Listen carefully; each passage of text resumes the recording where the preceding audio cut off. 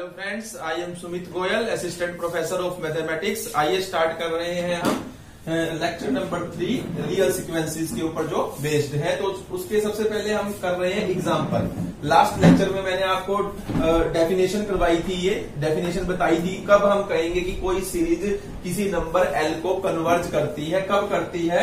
अगर given epsilon के लिए जो कि पॉजिटिव है, एक नेचुरल नंबर आए एम, नेचुरल नंबर एम आने का मतलब एक टर्म आएगी उस सीक्वेंस की कि उस टर्म के बाद की हर टर्म का जो डिस्टेंस है जिस नंबर को वो कन्वर्ज कर रही है उससे क्या हो जाएगा, लेस देन एप्सिलॉन हो जाएगा। ये मैंने आपको डिटेल में समझाया था लास्ट लेक्चर के अंदर। अब देखिए इस डेफिनेशन का यूज कर वो ये कह रहा है कि प्रूव करो कि 1/n² कन्वर्ज करता है 0 को, और जो हमारी सीक्वेंस है 1/2n कन्वर्ज करती है 0 को। तो यानी कि ये हमें गिवन है, ये L है और ये सीक्वेंस an है। तो कैसे करना होता है इसे देखिए, तो आप लिखेंगे for given epsilon greater than 0। आपने यानी एप्सिलॉन चूज कर लिया, तो आप क्या करेंगे, an माइनस एल का मोड आपने निकालना है। ये हमें ये निकालना है और ये प्रूव करना है ये लेस देन एप्सिलॉन है किसके लिए, n greater than equal to m के लिए। तो आप देखिए अब an माइनस एल, an की जगह क्या लेंगे हम, 1/n² है यानी कि nth term of the sequence, given sequence, minus L यानी जहां कन्वर्ज कर रही है, कहां कन्वर्ज कर रही है, 0 को। तो ये हमने लिया। अब ये देखिए ये क्या आया, 1/n² का मोड, 1/n² का मोड। तो 1/n² का मोड लूंगा तो वो 1/n² ही आएगा, क्योंकि मोड का क्या काम होता है, वो नेगेटिव को भी पॉजिटिव कर देता है। लेकिन नेचुरल नंबर तो ऑलरेडी ही पॉजिटिव होते हैं, तो अब ये 1/n² क्या होगा, हमारा पॉजिटिव होगा। अब आप देखिए ये क्वांटिटी इसके इक्वल है, तो अब यहां से an माइनस एल जो है वो लेस देन एप्सिलॉन कब होगा, देखिए an minus L, mode of an minus L is less than epsilon whenever 1/n² is less than epsilon. या क्योंकि दोनों चीजें क्वांटिटी इक्वल है, यानी ये लेस देन एप्सिलॉन कब होगा, जब ये लेस देन एप्सिलॉन होगा। अब हमारा काम है यहां से n को निकालना, ये निकालना है कि n ग्रेटर देन आ जाए किसी क्वांटिटी से, वो हमारा m होगा। तो अब देखिए वो कैसे आएगा, 1/n² लेस देन एप्सिलॉन है, इट मींस n² क्या है, ग्रेटर देन है किससे, 1/एप्सिलॉन से, यानी कि दोनों तरफ रेसिप्रोकल ले लिया। इसका रेसिप्रोकल क्या हो जाएगा, n², एप्सिलॉन का रेसिप्रोकल 1/एप्सिलॉन, और साइन ऑफ इनइक्वालिटी क्या हो जाएगा, हमारा चेंज हो जाएगा। तो अब यहां से देखिए क्या आ जाएगा, n ग्रेटर देन 1/√एप्सिलॉन। ये जो स्क्वायर इधर जाकर क्या बन जाएगा, स्क्वायर रूट बन जाएगा। तो यानी कि ये हमारा क्या आ गया, देखिए n ग्रेटर देन m, यानी ये हमारा m आया है। तो इट मींस क्या, यानी m आ गया, इट मींस, और m हमेशा किसका फंक्शन आएगा, एप्सिलॉन का। तो अगर ये हमारा m एग्जिस्ट कर जाता है, इट मींस ये है कि हमारी जो सीक्वेंस है वो किसको कन्वर्ज कर रही है, गिवन जो हमें नंबर दिया हुआ उसे कन्वर्ज कर रही है। तो यानी कि यहां से प्रूव हो गया। तो this implies 1/n² sequence converges to 0। तो ये m एग्जिस्ट कर गया है हमारा, क्योंकि इसलिए। अब देखिए इसको देखिए, same for given epsilon greater than 0 an minus L का मोड निकालिए, तो कितना आएगा आपका, 1/2n, क्योंकि nth टर्म 1/2n है, माइनस एल यहां पर भी 0 है। वो बाय चांस इन दोनों क्वेश्चन में 0 है, उसके अलावा भी कुछ हो सकता है जहां वो कन्वर्ज करती होगी। तो ये तो कन्वर्ज ही 0 को करती है, तो 0 ही आएगा, तो इसलिए यहां पर 0। अब यहां पर देखिए किसके इक्वल आ जाएगा, 1/2n के। अब an माइनस एल का mod is less than epsilon कब होगा, whenever 1/2n is less than epsilon. अब यहां पर हमें n की वैल्यू निकालनी है कि n इस वाली फॉर्म में आ जाए। अगर इस वाली फॉर्म में आ गया, इट मींस हमारा प्रूव हो गया। तो यहां से देखिए 2n ग्रेटर देन किससे आ जाएगा, 1/एप्सिलॉन से आ जाएगा। क्यों, हमने रेसिप्रोकल ले लिया, तो रेसिप्रोकल लेंगे तो साइन ऑफ इनइक्वालिटी चेंज हो जाएगा। अब n लेना है और n पावर में है, जब n पावर में है तो log का यूज किया जाता है, तो हम log लेंगे, तो log 2n किसके इक्वल होगा, log 1/एप्सिलॉन के। अब यहां से देखिए यानी n log 2 किससे ग्रेटर होगा, log 1/एप्सिलॉन से, यानी कि n किससे ग्रेटर हुआ, log 1/एप्सिलॉन बाय में log 2 से, यानी this is equal to m, ये हमारा m एग्जिस्ट कर गया, यानी n ग्रेटर देन m। तो यहां से तो हम ये कह सकते हैं this implies sequence 1/2n converges to 0। तो ये दो एग्जांपल मैंने आपको करवाए हैं, इजी से एग्जांपल है, सिर्फ ये बताने के लिए करवाए हैं कि डेफिनेशन से हम किस तरीके से प्रूव करते हैं कि कोई सीक्वेंस किसी गिवन नंबर को कैसे कन्वर्ज करती है। बहुत सारे एग्जांपल आपको दिए होंगे बुक में, मैंने आपको 2 करवाए हैं, उसके अलावा भी 4-5 एग्जांपल और हैं, ये एक्सरसाइज के क्वेश्चन है जो इसी टाइप से आप कर सकते हैं। नेक्स्ट देखिए, हम प्रूव करने लगे हैं थ्योरम कन्वर्जेंट सीक्वेंस के ऊपर, जो थ्योरम्स हैं हमारे। तो सबसे पहले थ्योरम आती है, देखिए, prove that every convergent sequence converges to a unique limit point नहीं आना था, वैसे यहां लिमिट आना था, तो यूनिक लिमिट है हमारा, लिमिट पॉइंट भी लिख सकते हैं वैसे, लेकिन हम यहां पर लिमिट ही लिखेंगे। तो अब देखिए, कोई भी कन्वर्जेंट सीक्वेंस हो तो वो कन्वर्ज करती है यूनिक लिमिट को, यानी उसकी लिमिट एक ही होगी, एक ही होने, कोई भी एक पर्टिकुलर नंबर होगी, एक से ज्यादा नहीं हो सकती। तो आप देखिए, इसे हम प्रूव करेंगे मेथड ऑफ कॉन्ट्राडिक्शन से। तो देखिए, मैं सपोज कर लेता हूं, late A and B any sequence which converges to two limits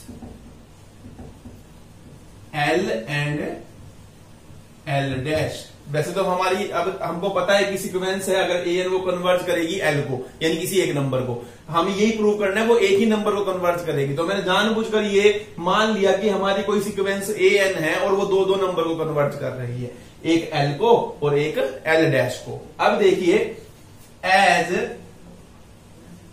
A N converge कर रही है किसे, एल को, तो by definition this implies for given epsilon greater than 0 there exists a natural number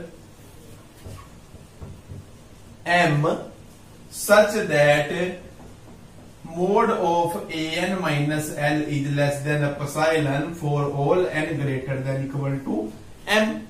ये हमने डेफिनेशन लगा दी, सिर्फ सिंपल सी। दूसरा, फिर दोबारा से, एज an जो also converges to L dash, अब एल डैश को भी कन्वर्ज करती है, फिर दोबारा डेफिनेशन लगा दो। This means for given epsilon greater than 0 there exist a natural number m such that an minus L dash, देखिए एल की जगह क्या जाएगा, L dash is less than epsilon for all n greater than equal to m, यानी एक natural number यहां आएगा m, यहां भी हमने लिख दिया m ही आएगा। जब वो अलग नंबर को कन्वर्ज कर रही है तो यहां पर ये m अलग आ सकता है ना, तो इसलिए हम जानबूझ यहां पर क्या करेंगे, देखिए एक जगह m को कह दीजिए कि m1 आएगा, नाम ही देना है हमें कुछ नेचुरल नंबर को। मैंने कहा कि यहां नेचुरल नंबर जो आएगा वो m1 आएगा, और जो इस केस में जो नेचुरल नंबर आएगा वो m2 आएगा। क्या करता हूं, late maximum of m1 and m2, यानी इन दोनों में जो बड़ा है मैं उसको चूज कर लेता हूं, और जो भी वो आएगा या m1 आएगा या m2 आएगा, हमें नहीं पता क्या आएगा, तो उसे हम नाम देते हैं, वो क्या आया है हमारा m आया है। तो अब इससे क्या हुआ कि ये दोनों m हम क्या लिया है, सेम ले आए, यानी कि मैक्सिमम वाले को चूज कर लेते हैं, मैक्सिमम वाले से, यानी ये डेफिनेशन भी सेटिस्फाई हो जाएगी और ये वाली भी डेफिनेशन सेटिस्फाई हो जाएगी। तो यानी कहने का मीन्स ये हुआ हमारा, this implies an minus L is less than epsilon for all n greater than equal to m, and an minus L dash is less than epsilon for all n greater than equal to m, यानी ये दोनों के दोनों number same ले लिए हमने। Same कैसे लाए हैं इनको, हमने इसमें मैक्सिमम वाला चूज कर लिया। देखिए, टेक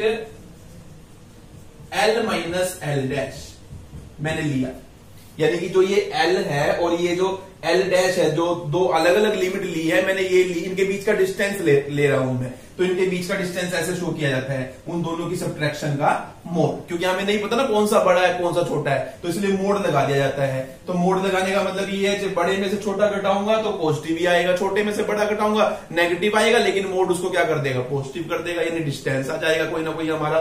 तो अब देखिए ये डिस्टेंस को मैं कैसे लिख सकता हूं, मैं इसी के अंदर माइनस an कर रहा हूं, प्लस an कर रहा हूं, और माइनस l डैश, यानी कि l तो यही है, ये रहा, माइनस ये रहा, l डैश ये रहा, मैंने माइनस an कर दिया, प्लस an कर दिया, यानी कोई टर्म ऐड कर दी और कोई टर्म उसी को सब्ट्रैक्ट कर दिया, कर सकता हूं, क्योंकि इससे कैंसिल होकर 0 हो जाती है। अब यहां पर देखिए, इसको तो a मानिए और इसको b मानिए, तो आप ये पढ़कर आए हैं a प्लस बी का mod is less than equal to mod of a plus mod of b होता है, यानी कि ये a है ये b है, तो ये लेस देन इक्वल टू किससे होगा, l माइनस an मोड और plus mod of a minus l।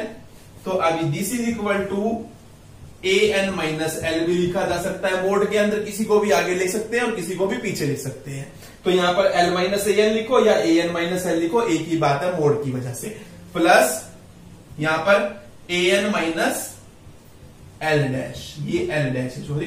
तो अब यहां पर देखिए ये लेस देन किससे था, ये एप्सिलॉन से लेस था, ये देखिए an माइनस एल आपने लिया था, ये लेस देन एप्सिलॉन है, ये भी लेस देन एप्सिलॉन था, तो यानी कितना आ गया, लेस इक्वल टू 2 एप्सिलॉन, यानी यहां से ये आया आपका कि l माइनस एल डैश जो है वो लेस देन है किससे, 2 एप्सिलॉन से।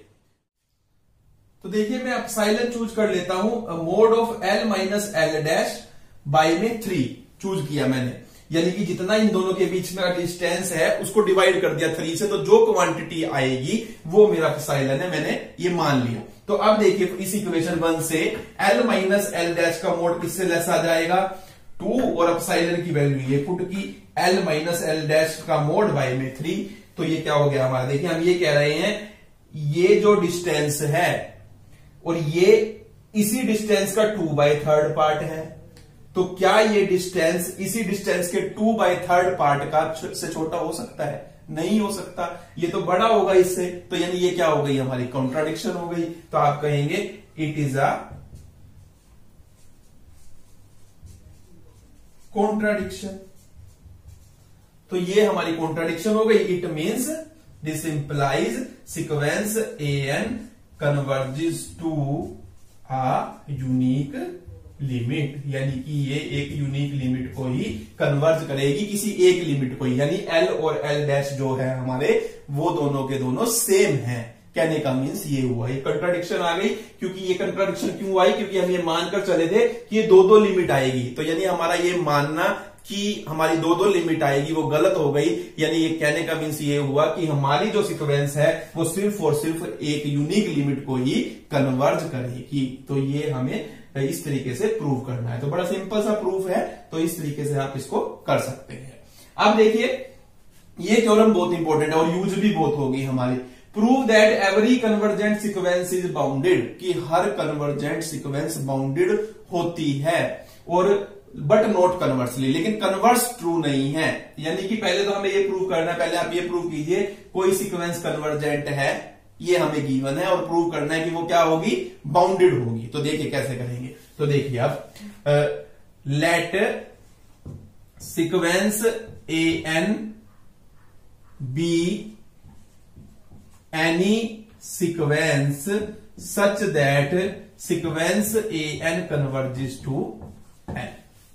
ये कन्वर्जेंट है क्योंकि हमने एक सीक्वेंस an ली, हमने कहा वो सीक्वेंस कन्वर्ज करती है l को, हमें गिवन है। अब हमें प्रूव क्या करना है कि जो ये सीक्वेंस an है ये बाउंडेड है। बाउंडेड का मतलब एक नंबर ऐसा मिलेगा जिससे हम ये कह सके इस सीक्वेंस की हर टर्म उस नंबर से बड़ी होगी, और एक नंबर ऐसा मिलेगा जिससे हम ये कह सके इस सीक्वेंस की हर टर्म उस नंबर से क्या होगी, छोटी होगी। तो यानी कि हमें प्रूव क्या करना है कि an लाइज करेगा दो नंबरों के बीच में, एक को स्मॉल k कहेंगे, एक को capital K, for all n, यानी कि हर n के लिए। तो ये हमें प्रूव करना है। ये बाउंडेड के बारे में मैं आपको बता चुका हूं पहले लेक्चर में डिटेल में, सेकंड लेक्चर के अंदर। अब देखिए an कन्वर्ट कर रहा है l को, फिर ये definition for given epsilon greater than 0 there exists a natural number m such that mod of an minus l is less than epsilon for all n greater than equal to m। ये हमने definition लगा दी simple सी। अब देखिए ये बात मैं अब जो बताने लगा हूं आपको बहुत बार में, ये आपको ध्यान रखनी है, बहुत बार यूज होगी ये बात हमारी। जब भी मोड हटाया जाता है और लेस देन का साइन हो, तो यानी कहने का मीन्स ये है कि अगर मोड एक्स दिया हो आपको, मोड एक्स का मीन्स ये है, और मोड एक्स दिया है लेस देन ए, तो इस बात का मतलब होता है कि एक्स लाई करता है माइनस ए और ए के बीच में। ये बात आपको याद रखनी है। अब क्यों होता है वो मैं ज्यादा डिटेल में अभी नहीं जाऊंगा, वो आप अपना दिमाग लगाकर खुद सोचिए क्यों होता है। अब मोड एक्स लेस देन ए का मतलब यानी कि जब भी कोई क्वांटिटी मोड के अंदर दी होगी और वो लेस देन हो किसी क्वांटिटी से, तो ये जो अंदर वाली क्वांटिटी है इट मींस ये होता है कि अंदर वाली क्वांटिटी लाई करती है इसके नेगेटिव और इसके पॉजिटिव के बीच में। अब यहां से देखिए क्या बनेगा, एक्स का काम कौन कर रहा है, ये यानी कि A N minus L lie करेगा किसके बीच में, माइनस एप्सिलॉन और प्लस एप्सिलॉन के बीच में। किसके लिए, for all N greater than equal to M के लिए। अब देखिए अब यहां से अब हमें ए एन निकालना है, हमें तो ए एन लाना है, वो दो नंबरों के बीच में लाई करे। तो अब क्या करना है, ये माइनस एल है, यानी माइनस एल हटाऊं, माइनस एल कैसे हटेगा, मैं प्लस एल कर। जब भी इनइक्वालिटी होगी तो जो भी काम होगा वो तीनों जगह होगा। इस टाइप की जब भी इनइक्वालिटी होगी, यहां भी यहां भी यहां भी, तो मैं क्या कर देता हूं, ऐड कर देता हूं L, adding L in all inequalities. तो क्या बनेगा, इसमें एल ऐड करूंगा एल माइनस एप्सिलॉन, यहां पर एल ऐड करूंगा तो ए एन आ जाएगा, क्योंकि माइनस एल से प्लस एल कैंसिल हो जाएगा और यहां पर एल प्लस एप्सिलॉन आ जाएगा for all N greater than equal to M. यानी कि आपको दो नंबर मिल गए जिसके एक एल माइनस एप्सिलॉन और एक एल प्लस एप्सिलॉन, जिसके बीच में हमारी हर टर्म लाई कर रही है, लेकिन किसके लिए, N greater than equal to M के लिए, यानी एमथ टर्म और एमथ के बाद वाली टर्म्स के लिए। तो लेकिन हमें तो हर एन के लिए करना है, हर टर्म के लिए करना है, वैसे तो क्वेश्चन यही खत्म हो जाता है हमारा, लेकिन हमें हर एन के लिए करना है। तो अब देखिए यानी कहने का मीन्स, इसको आप इस बात को समझिए क्या मीन्स है। तो ये देखिए ये आपकी फर्स्ट टर्म है, ये सेकंड टर्म है, ये थर्ड टर्म है, इस तरीके चलते जा रहे हैं। ये एम माइनस वन टर्म है, ये एमथ टर्म है, ये एम प्लस वन टर्म है और आगे टर्म चलती जा रही है। आपने जो ये रिजल्ट प्रूव किया, ए एन जो लाई करता है किसके बीच में, एल माइनस एप्सिलॉन और एल प्लस एप्सिलॉन के बीच में, किसके लिए, एमथ टर्म के लिए, ये वाली टर्म के लिए, और इसके बाद वाली हर टर्म के लिए।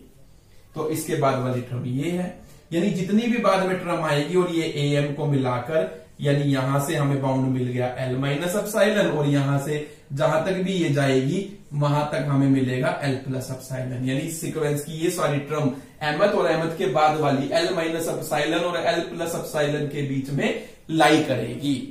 अब लेकिन ये देखिए ये तो छूट गई, हमें तो इनको भी लेना है, इनको भी बाउंड देना है, यानी कि सबको बाउंड इकट्ठा देना है। तो अब मैं क्या करता हूं, देखिए जो ये नंबर बच गए हैं A1, A2 और AM माइनस वन, और एक ये आपका नंबर है L माइनस एप्सिलॉन, ये इनमें से देखिए तो M माइनस वन ही है कुछ, यानी फाइनाइट नंबर ऑफ टर्म्स है, इनफाइनाइट नंबर ऑफ टर्म्स में और L माइनस एप्सिलॉन में कोई ना कोई छोटा होगा और कोई ना कोई बड़ा होगा।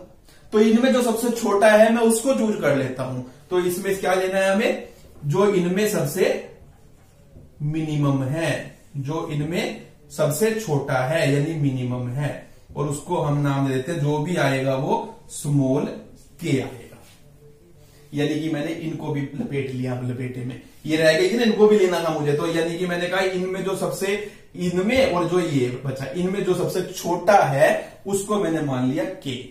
तो ये हमें यानी के मिल गया, यानी कि अब के से ये वाली टर्म भी छोटी होगी और ये वाली भी, यानी इधर अब ये बाउंड कर दी किससे, के से। इसी तरीके से इन टर्म्स में A1, A2, AM minus one तक और L प्लस एप्सिलॉन में, ये देखिए ये L प्लस एप्सिलॉन और ये वाली टर्म्स है। इनमें एक सबसे बड़ा नंबर होगा, कोई ना कोई हो सकता है इनमें ही उससे बड़ा नंबर हो, तो हम क्या करते हैं, इनमें सबसे बड़े वाला नंबर ले लेते हैं, उसको हम क्या देते हैं कैपिटल के, यानी कि अब मुझे बाउंड मिल गया के, यानी कि मैंने पूरे के पूरे को लपेट लिया, जो ये भी रह गई थी टर्म इनको भी ले लिया, के और के बीच में आ गई अब हमारी हर टर्म, यानी कि इस तरीके से लेने से ये हमें फायदा हुआ। तो अब हम ये कहेंगे this implies an lies between small के एंड प्लस के for all n means sequence an is bounded. देखिए, लेकिन इस थ्योरम का कन्वर्स ट्रू नहीं है। कन्वर्स का मीन्स क्या है कि अगर कोई सीक्वेंस बाउंडेड हो तो वो कन्वर्जेंट होगी, ऐसा बिल्कुल भी जरूरी नहीं है। तो उसके लिए देखिए, जब काउंटर एग्जांपल दिया जाता है जब भी कोई चीज हमें डिस्प्रूव करनी होती है। तो देखिए मैंने लिखा काउंटर एग्जांपल सिक्वेंस an लीजिए -1 की पावर n। जो मैंने आपको 4 एग्जांपल करवाए हैं, एक कन्वर्जेंट का सीक्वेंस का, एक डाइवर्जेंट सीक्वेंस का, एक ओसिलेटिंग फाइनाइटली का और एक ओसिलेटिंग इनफाइनाइटली का, वो रामबाण है, आप ये समझकर चलिए। आपके लिए आपको कोई भी काउंटर एग्जांपल देना है तो सबसे पहले आप उन्हीं को सोचिए, उनमें से 99% केसेस में आपको काउंटर एग्जांपल मिल जाएगा। अब देखिए ये मैंने लिया, अब ये सीक्वेंस बाउंडेड तो है, क्योंकि ये मेरे को आपको मैं डिटेल में बता चुका हूं कि इसको बाउंड मिलते हैं -1 और 1, लेकिन ये कन्वर्जेंट नहीं है क्योंकि ये ओसिलेट करती है फाइनाइटली, ये या तो -1 पर जाएगी या 1 पर जाएगी, क्योंकि इसके दो लिमिट पॉइंट है। तो ये सीक्वेंस जो है ये कन्वर्जेंट नहीं है लेकिन बाउंडेड है। तो यानी कि बाउंडेड सीक्वेंस कन्वर्जेंट हो ऐसा जरूरी नहीं है, लेकिन हर कन्वर्जेंट सीक्वेंस बाउंडेड होती है, ये जरूरी है बिल्कुल। तो ये हम प्रूव कर चुके हैं क्यों होता है ऐसा, तो ये इसका प्रूफ था आपका। तो इस तरीके से हमें इस थ्योरम को करना है। नेक्स्ट थ्योरम देखिए, नेक्स्ट थ्योरम देखिए कि ए सीक्वेंस an इज कन्वर्जेंट। हम एक थ्योरम प्रूव कर रहे हैं, कोई सीक्वेंस an कन्वर्जेंट होगी, कब होगी? If for given epsilon greater than 0 there exists a positive integer m such that mod of an minus am is less than epsilon for all n greater than equal to m। यानी कि देखिए पहले तो इस theorem का मतलब समझिए वो क्या कहना चाह रहा है। ये तो बिल्कुल इजी है, फिर आपको रटनी है बाद में, तो क्योंकि इतनी तो आप कर आए डेफिनेशन में, given epsilon greater than 0 there exist a natural number m। Natural number m कह लीजिए, पॉजिटिव इंटीजर m कह लीजिए, एक ही बात है। तो उसके बाद वहां पर हम an minus L less than epsilon करते थे, यहाँ an minus am is less than epsilon हो गया। इस बात का क्या मतलब है आपको ये समझना है पहले कि ये क्या कहना चाह रहा है यहाँ पर। अब देखिए मैंने आपको एग्जांपल समझाया था लेक्चर में एक में 1/n का। 1/n को अगर आप ओपन करते हो 1 आएगा, 1/2 आएगा, 1/3, 1/4, 1/5 एंड सो ऑन। ये एग्जांपल मैंने आपको डिटेल में समझाया था कन्वर्जेंट सीक्वेंस समझाने के लिए। तो अब देखिए, अब यहां पर आपने एप्सिलॉन लिया 0.1, आपने एप्सिलॉन लिया 0.1। अगर an कन्वर्ज कर, ये किसको कन्वर्ज करती है? 0 को, 1/n, क्योंकि देखिए ये 1 के पार्ट्स होते जा रहे हैं, ये मैं आपको ऑलरेडी बता चुका हूं। तो ये किसको कन्वर्ज करती है? 0 को। तो अब देखिए इस सीक्वेंस की पहली टर्म, ये मैंने 0 से 1 लिया और इसके बीच में 0.1, 0.2, 0.3 से लेकर सारे ले लिए 0.9 तक और फिर 1। अब देखिए पहली टर्म हमारी ये बनेगी 1, सेकंड टर्म क्या आएगी हमारी? 0.5, ये सेकंड टर्म आई आपकी।